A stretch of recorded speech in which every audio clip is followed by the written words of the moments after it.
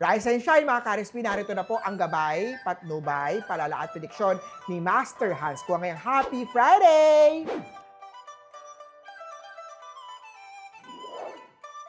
Para sa mga pinanganak ng Year of the Rat, makakahanap ka ng bagong paraan para mapabilis ang trabaho.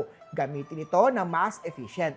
Feng Shui tip ko para sa mas maayos na workflow at productivity, maglagay ng maliit na fountain or moving water decor sa south corner ng iyong workspace. Green at 4. Kay Year of the Ox naman tayo maniwala sa mentorship. Makinig sa payo ng may experience. A wise person learns more from a foolish question than a fool learns from a wise answer. Yellow at 6. Sa Year of Tiger naman tayo, in the middle of every difficulties lies opportunity. May biglaang changes, maging kalmado at handa. Gamitin ang presence of mind para makapag-adjust ng mabilis at effective. Red at 1. Kay Rabbit naman tayo, ang pagiging mahinahon ay magdadala ng solusyon. Sa gitna ng pressure, ang kalmado mong approach ang magpapaangat sa iyo. White at 5.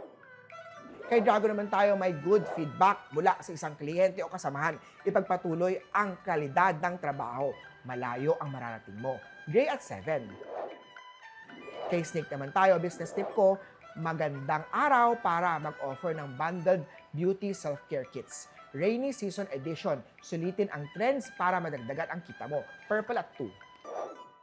Para sa mga pinanganak ng Year of the Horse, rainy days equals to high demands ng kape o kahit anumang mainit. Hindi kasama ang init ng ulo ha. Sulitin ang pagkakataon para palaguin ang negosyo o side hustle mo.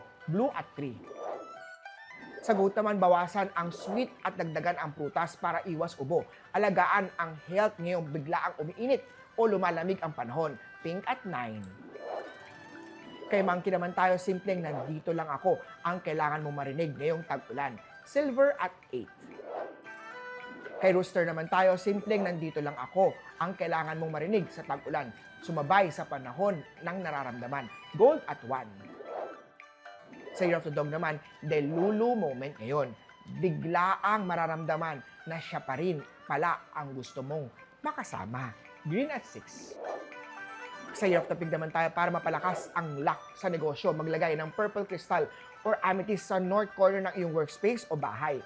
Nakakatulong ito magdagdag o magdala ng focus at prosperity. Purple at 7.